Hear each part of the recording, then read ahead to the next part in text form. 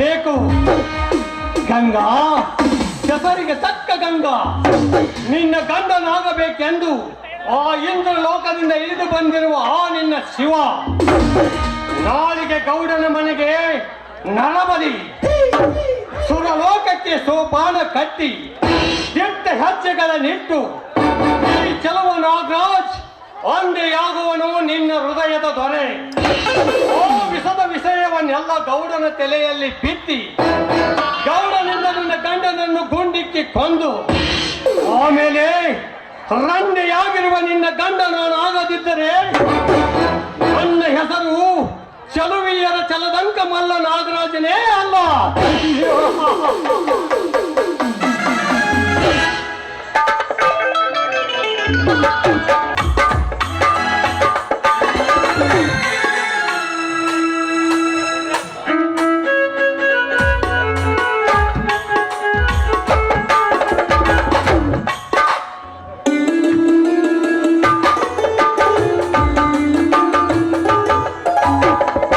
ಗಂಗಾ, ನೀನು ಇಂಥ ಸಮಯದಲ್ಲಿ ಕಣ್ಣು ಮುಚ್ಚಾಲೆ ಆಟ ಆಡುವುದೇ? ಆನಂದದ ಭಾಸ್ಕರ ಉದಯಿಸಿ ಬಂದಾಗ ಒಳ್ಳೆ ಸಮಯವೇ ಇರ್ತದೆ, ಅದಕ್ಕಾಗಿ ಬುತ್ತಿ ತೆಗೆದುಕೊಂಡು ಓಡೋಡಿ ಬಂದೆ. ಗಂಗಾ, ಇಂಥ ಸಮಯದಲ್ಲಿ ನೀನು ಓಡೋಡಿ ಏನು ಹೇಳಬೇಕೆಂದು ಬಂದೆ? ಅಂದ್ರೆ ನಾನು ಒಂದು ಮಗುವಿನ ತಾಯಿ ಆಗ್ತಾ ಇದ್ದೀನಿ. ಹೌದಾ? ನೀನು ನನ್ನ ಮಕ್ಕಳಿಗೆ ತಾಯಿ ಆಗುತ್ತಿದ್ದೀಯಾ? ಗಂಗಾ, ನಿನಗೆ ನಾನೀಗ ಏನು ಬಹುಮಾನ ಕೊಡಬೇಕು? ನಮ್ಮಿಬ್ಬರ ಪ್ರೀತಿ ಬಾಳಿನ ಜ್ಯೋತಿ ಆದಾಗ ಪ್ರೀತಿಯನ್ನು ಬಿಟ್ಟು ಮತ್ತೇನ್ ಕೊಡ್ತೀರಾ? ಗಂಗಾ, ಈ ಜೀವನದಲ್ಲಿ ಎಂತ ಒಳ್ಳೆಯ ಗುಣದ ಹೆಂಡತಿ ಸಿಕ್ಕಿಯಲ್ಲ ನನ್ನ ಬಾಳಿಗೆ. ಹಾ ವರ್ಣೆ ಸಾಕು, ಊಟ ಮಾಡ್ತಾರೆ ಬರ್ರಿ.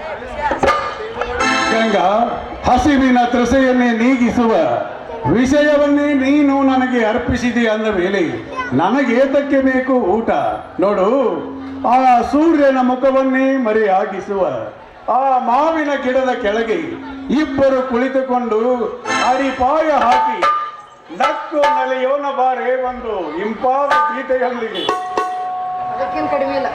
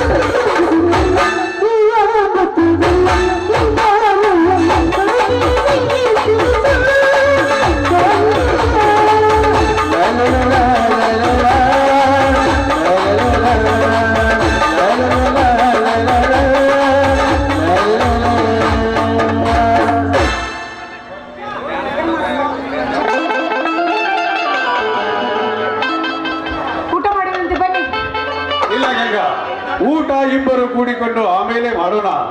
ಮೊದಲು ಆ ಹೊಲದ ಬೆಳೆಯನ್ನೇ ಹಾಳು ಮಾಡುತ್ತಿರುವ ಆ ಗಿಡ ಕಡಿಯುತ್ತೇನೆ, ನಂತರ ಇಬ್ಬರು ಕೂಡಿ ಊಟ ಮಾಡೋಣ.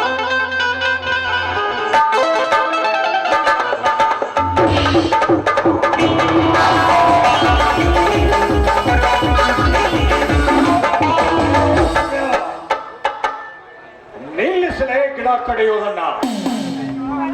ಯಾಕೆ ಗೌಡ್ರಿ ಗಿಡ ಕಡಿಯುವುದನ್ನು ನಾನು ಏಕೆ ನಿಲ್ಲಿಸಬೇಕು? ಯಾಕೆ ಯಾಕೆ ಎಂದು ನನ್ನನ್ನೇ ಕೇಳುತ್ತಿರುವೆಯಲ್ಲ ಮಗನೇ. ಯಾರ ಅಪ್ಪಣೆಯನ್ನು ಪಡೆದು ಆ ಗಿಡವನ್ನು ಕಡಿಯುತ್ತಿರುವೆ?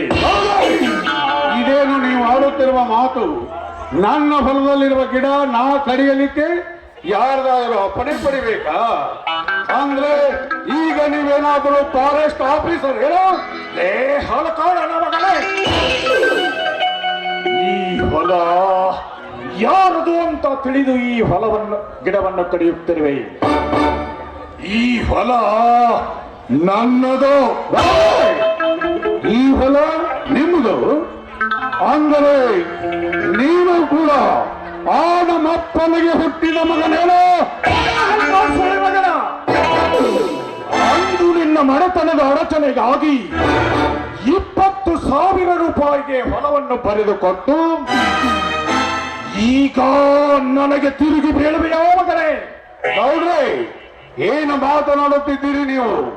ನಾನು 20,000 ರೂಪಾಯಿಗಳಿಗೆ ಈ ನನ್ನ ಹೊಲವನ್ನೇ ನಿಮಗೆ ಖರೀದಿ ಬರೆದುಕೊಟ್ಟಿದ್ದೇನಾ? ಇಲ್ಲ ಗೌಡ್ರಿ, ನಾನು ನಿಮ್ಮ ಹತ್ತಿರ ಸಾಲವನ್ನು ತೆಗೆದುಕೊಂಡಿದ್ದು ಕೇವಲ 1,000 ಮಾತ್ರ. ಅದು ಕೂಡ ಬಡ್ಡಿಯಂತೆ ಮಾತನಾಡಿ ತೆಗೆದುಕೊಂಡು ಬಂದಿದ್ದೇನೆ. ಈಗ ಆ 1,000ಕ್ಕೆ 20,000 ಅಂತ ಹೇಳಿ ಯಾವ ರೈತನ ಗೋಣು ಮುರಿದು ಏನು ಹಾಕಬೇಕೆಂದು ಮಾಡಿರುವಿರಿ? ಗೋಣು ಮುರಿದು ನೇಣು ಹಾಕಾಕ ನಾ ಯಾಕೆ ಕಲೆಕ್ಟರ್ ಸಾಹೇಬರಿ? ಗೌಡ್ರಿ, ನಿಮ್ಮ ಗೌಡ್ರ ಸಾಹುಕಾರಿಕೆ ಎಲ್ಲಿ ತನಕ ಬರುತ್ತೋ ಅಂತ ನಾವು ಗೇನ್ ಹಾಕಿ ನೋಡವ್ರಷ್ಟ. ಅದರಂತೆ ಮಾನ್ಯತಮಾನಿ ಗೂಡು ಸುಟ್ಟ ಸುದ್ದಿ ಓಡಿ ಬಂದು ಹೇಳಕ್ಕೆ 20,000 ತೆಗೆದುಕೊಂಡು 25,000ಕ್ಕೆ ನೀವು ಹೊಲ ಬರೆದು ಕೊಟ್ಟೆ, ನಿಜ ಹೇಳು. ಕುಲಕರ್ಣಿಯವರೇ, ಅನ್ಯಾಯವಾಗಿ ಮಾತನಾಡಿ ಈ ಬಡ ರೈತನ ಜೀವ ಹಿಂದಬೇಡಿಯಪ್ಪ. ನಿಮ್ಮ ಕಾಲಿಗೆ ಬಿದ್ದು ಬೇಡಿಕೊಳ್ಳುತ್ತೇನೆ. ಸತ್ಯವಾಗಿಯೂ ಈ ನನ್ನ ಭೂಮಿ ತಾಯಿ ಮೇಲೆ ಆಣೆ ಮಾಡಿ ಹೇಳುತ್ತೇನೆ, ನಾನು ನಿಮ್ಮ ಹತ್ತಿರ ತೆಗೆದುಕೊಂಡಿದ್ದು ಕೇವಲ 1,000 ರೂಪಾಯಿ. ಈಗ ಆ 1,000ಕ್ಕೆ 20,000 ಅಂತ ಹೇಳಿದರೆ ಎಲ್ಲಿಂದ ತಂದು ತೀರಿಸಲಿ ಆ ನಿಮ್ಮ ಹಣವನ್ನು?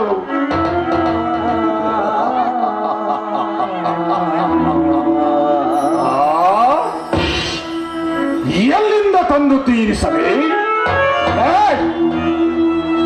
ಸಾಯುವವರೆಗೆ ಆ ನಿನ್ನ ತಮ್ಮನನ್ನು ನನ್ನ ಮನೆಯಲ್ಲಿ ದುಡಿದು ಮುಟ್ಟಿಸು ಎಂದು ಹೇಳು. ಇಲ್ಲ, ಈ ಹೊಲ ನನ್ನದಲ್ಲ, ಗೌರಿಗೆ ಕೈಗೆ ಬರಕಟ್ಟದ್ದೇ ನಿಜವೆಂದು ಮಗಳು.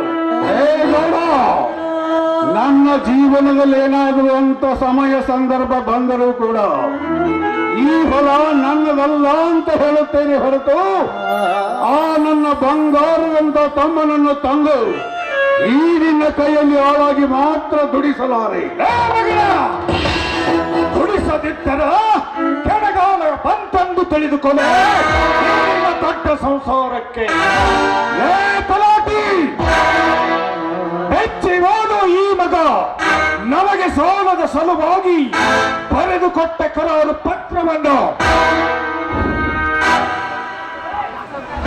ನೋಡು ತಮ್ಮ ಶಿವನ, ಪಂಪ್ಸೆಟ್ಟಿನ ಸಾಲ ತೆಗೆದುಕೊಂಡು ಅಂತ ಒಯ್ದದ್ದು 5,000, ಮಟ್ಟಿಗೆ ಹಿಟ್ಟು ಇಲ್ಲದಂತೆ ಗೂಡು ಸುಟ್ಟು ಹೋಗಿದೆ ಅಂತ ಜೋಳ ತಗೊಳ್ಳಿಕ್ಕೆ ಎಂದು ಹೇಳಿ ಓದದ್ದು.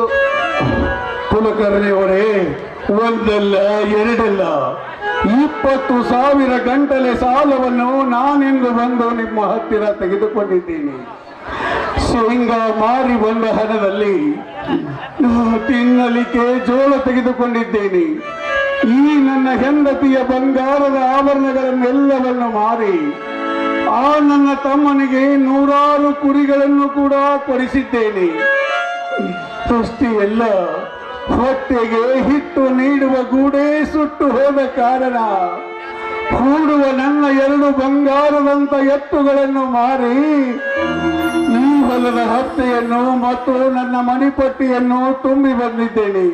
ಗೌಡರೇ, ಅನ್ಯಾಯವಾಗಿ ಮಾತನಾಡಿ ಈ ಬಡ ರೈತನ ಜೀವ ಹಿಂಡಬೇಡ್ರಿ ಅಪ್ಪ, ನಿಮ್ಮ ಕಾಲಿಗೆ ಬೀಳುತ್ತೇನೆ.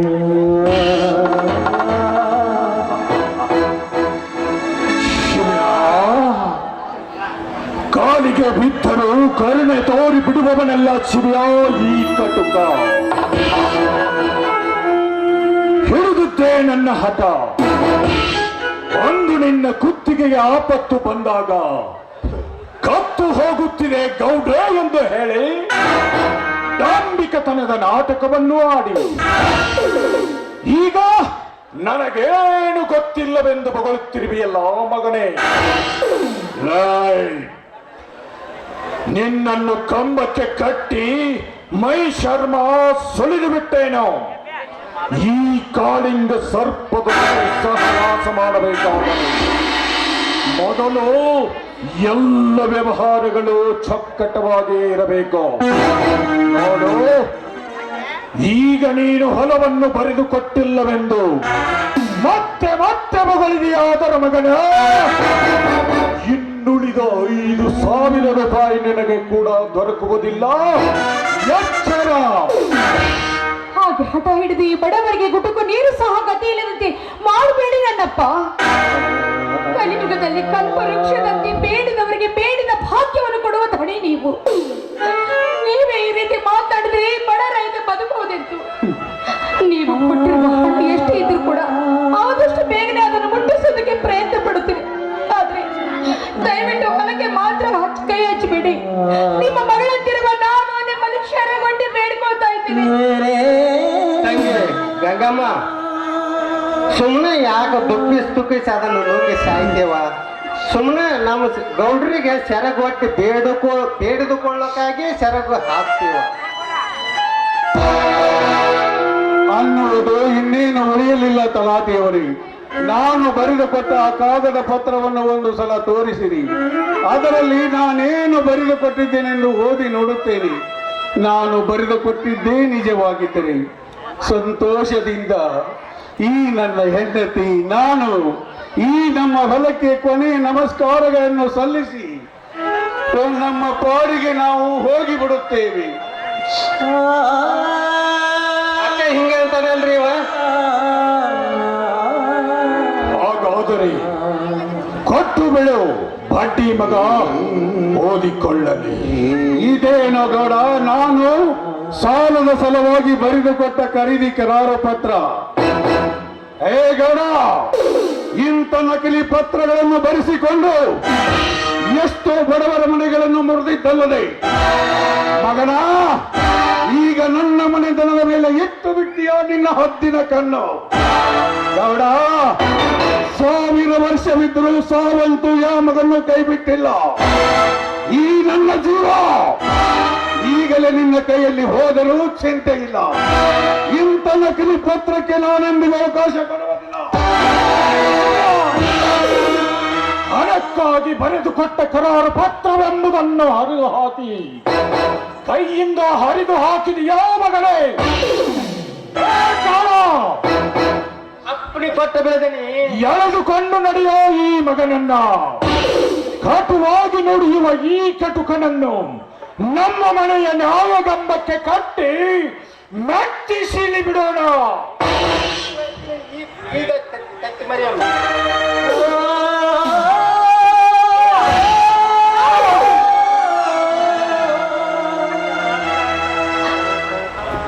ತಲಾಟಿ, ತಲಾಟಿ, ಅಲ್ಲಿ ಕಾಣುತ್ತಿವೆ ಎಲ್ಲ ಚಿವ್ಯಾನ ಎತ್ತುಗಳು. ಆಳುಗಳನ್ನ ಹಚ್ಚಿ ಎಳೆದುಕೊಂಡು ಬಾ. ನೀವೊಂದು ಎತ್ತ ಹಿಡ್ಕೊಂಡು ನಾವೊಂದು ಎತ್ತ ಹಿಡ್ಕೊಂಡು ಹೋಗಿ